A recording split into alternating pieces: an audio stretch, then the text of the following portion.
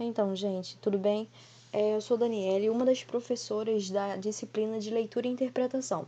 Na aula de hoje, eu vou falar com vocês a respeito do assunto 6 sobre a linguagem corporal, o porquê de ser importante a gente falar sobre esse assunto e como esse assunto vai ajudar vocês no dia a dia e na resolução de exercícios.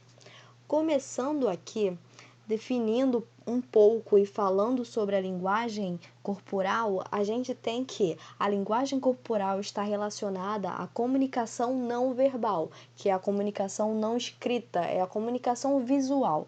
Ela aparece na nossa postura, nos gestos, no quão próximo estamos falando de outra pessoa ao conversar com ela. Percebem que quando a gente tem uma maior intimidade com uma pessoa, a gente costuma falar mais próximo a ela. E quando a gente quer se afastar dessa pessoa, quer dizer que a intimidade não é tanta assim. Quer dizer, ou então que a gente tem algum tipo de timidez, algum tipo de limitação ou aversão àquela pessoa. Então, o modo como a gente se expressa vai indicar essas possibilidades para quem está ouvindo a gente, certo? Então, as nossas expressões faciais também, né? Porque quando a gente quer expressar ironia, quando a gente revira os olhos quando alguém está falando, isso diz muito mais do que 1000 palavras, né? Então, coloquei aqui o porquê é tão importante a linguagem corporal que até os cientistas estudam essa questão. Uma pesquisa realizada na Universidade da Califórnia, ela apresentou que somente 7% de toda a nossa comunicação ela é baseada em palavras, ou seja, só 7% do nosso processo comunicacional ele está reservado para a linguagem verbal. O restante é toda a linguagem não verbal, são os gestos que a gente apresenta, são os olhares, são as nossas mãos, o que fazemos com as mãos, para onde nós olhamos, como nos comunicamos, o jeito que nos impomos, até o modo como a gente anda e o modo como a gente senta, ele diz muita coisa para alguém. Se uma pessoa ela demonstra uma postura altiva, coluna reta durante um discurso, uma voz calma, pausada, isso quer dizer para quem está ouvindo que possivelmente aquela pessoa ela tem uma confiança na hora de estar falando. Mas se eu tenho um cargo importante, eu assumo um cargo importante, eu preciso falar em público e eu me posiciono com os ombros abaixados, a voz baixa e não consigo gesticular o que eu estou falando, então isso demonstra para quem está me ouvindo que eu talvez seja tímido, né? Então, a pessoa, mesmo ela sendo tímida, ela pode ter todo o conhecimento do vocabulário do mundo inteiro, mas se ela não consegue se posicionar, ela não consegue passar aquilo que ela pretende, certo? E aqui embaixo no quadrinho eu coloquei para vocês o porquê de a compreensão da linguagem corporal ser tão importante para vocês no colégio, porque ela vai auxiliar vocês na interpretação das tirinhas, das imagens, dos quadros, isso nas questões e na vida real, obviamente, vai auxiliar vocês na interação entre as pessoas.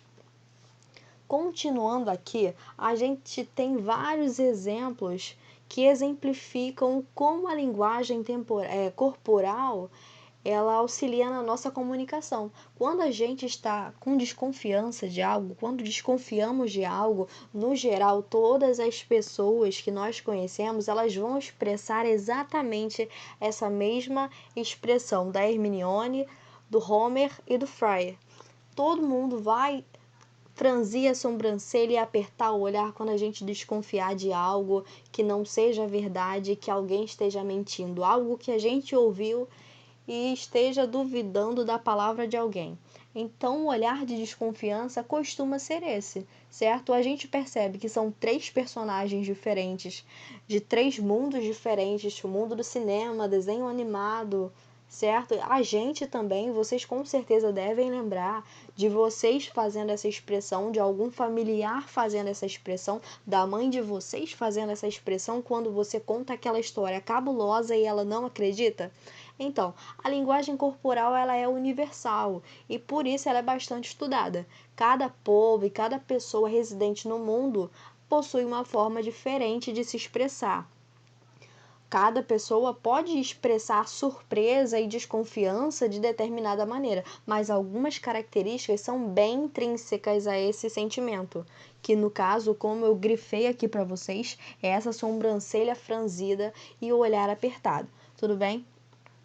Voltando um pouco mais aqui, passando para vocês, a gente tem a caracterização de outro sentimento, que é a expressão de surpresa, certo? Quando a gente está surpreso com algo, com alguma notícia que alguém nos conta, a expressão que demonstramos é a da sobrancelha levantada, aqueles olhos esbugalhados e bem abertos e a boca aberta, né? Quando a gente está surpreso por algo. A gente percebe o que isso que eu acabei de citar para vocês aparece em comum nos 3 GIFs, tanto no Kiko, quanto no Will Smith, quanto na Millie Bobby Brown. Já no Kiko e na Millie Bobby Brown aparecem outros gestos que se diferem, mas ainda assim a gente percebe uma expressão de surpresa. Como eu já falei para vocês, cada pessoa tem um modo de se expressar, mas esse sentimento é comum. Então, algumas características são intrínsecas a ele. Todo mundo, quando apresentar algum tipo de surpresa, apresenta essa sobrancelha levantada, esses olhos exageradamente abertos e a boca aberta. O que vai mudar de uma pessoa para outra é que ela pode colocar a mão na boca, ela pode fazer esse sinal que a Millie está fazendo com a cabeça, que vocês vivem fazendo, aquele sinal de explosão quando abre a mente de vocês e vocês entendem alguma coisa espetacular, né? Então é isso, a gente tem no mundo do cinema vários casos de pessoas, de séries, de filmes que tratam sobre essa questão da linguagem virtual. Tem aqui o Goku do lado pensando essa imagem dele pensativo. Então prestem atenção, a aula é sobre linguagem corporal, então vamos prestar atenção em todo tipo de imagem e ser que aparece, certo?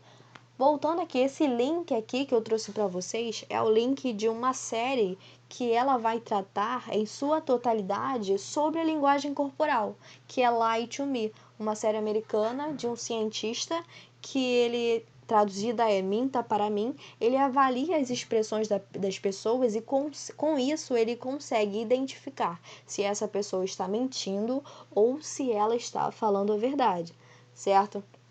Vou mostrar para vocês então um trechinho dessa série, de um dos episódios dela. Os reais.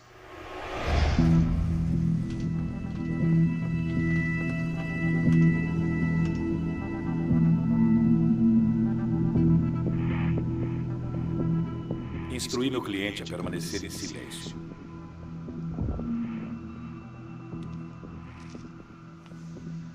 Skinhead.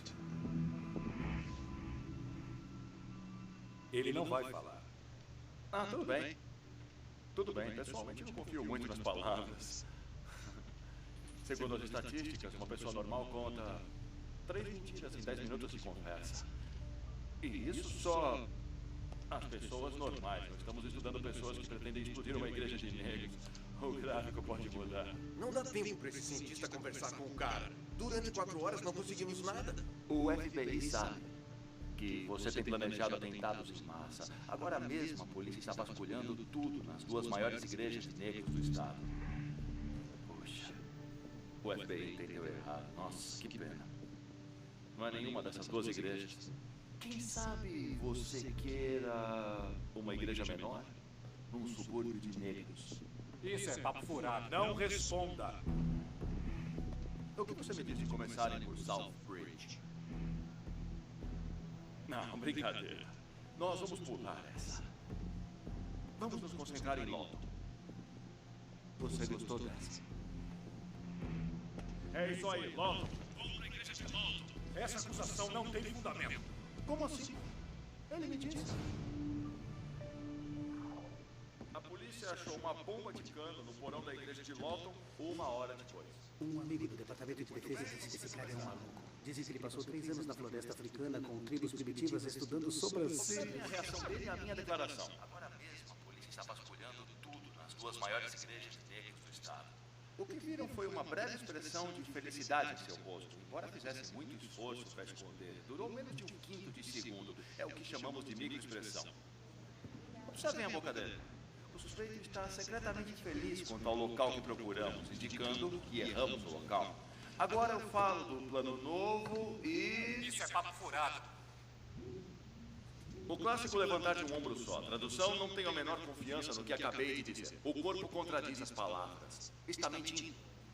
Diga. Quando você acusa um suspeito e ele age com surpresa, como saber se é verdade ou se está tentando parecer inocente? Isso é uma surpresa real. A expressão facial dura menos de um segundo. Mas se o suspeito demonstra surpresa por mais de um segundo, está fingindo.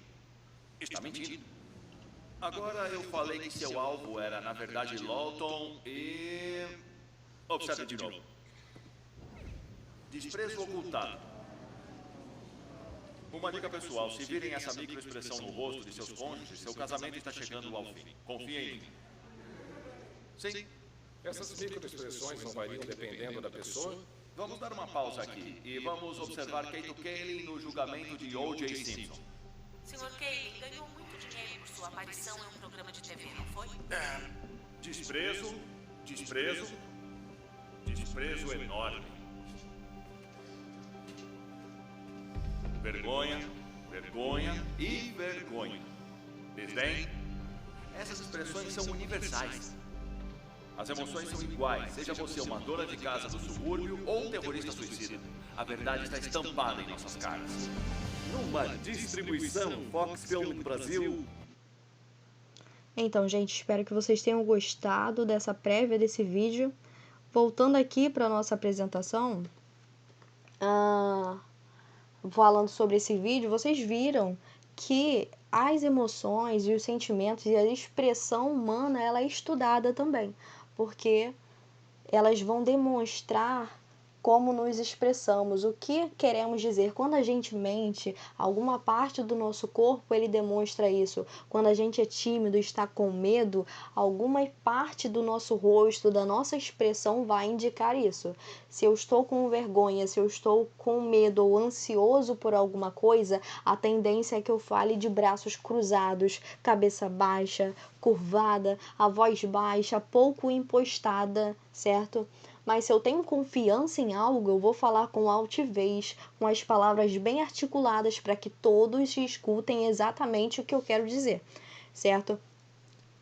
Agora, mostrando para vocês um exemplo, se aparecesse numa prova essa primeira tirinha do Chico Bento, por exemplo, ele diz para a professora dele: professora, a senhora ia me castigar por alguma coisa que eu não fiz?